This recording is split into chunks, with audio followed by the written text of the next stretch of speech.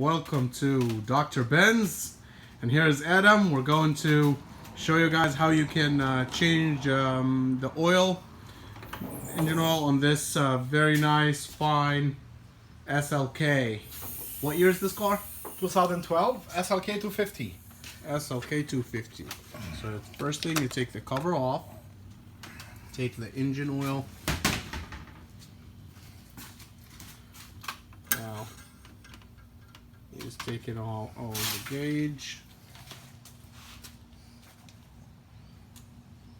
Lay that down. $40 from eBay. Anywhere else? You got this pump that can suck out the engine oil off eBay or wherever. We got this one from over there. You put it, and now let's zoom down. You put it where you check your engine oil,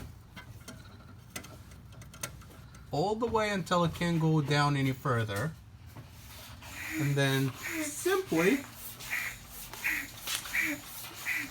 you do this and you watch the oil come out. And that's how it goes. And you keep going until you got no more oil coming through. And you can see here how it's coming through inside the tubing.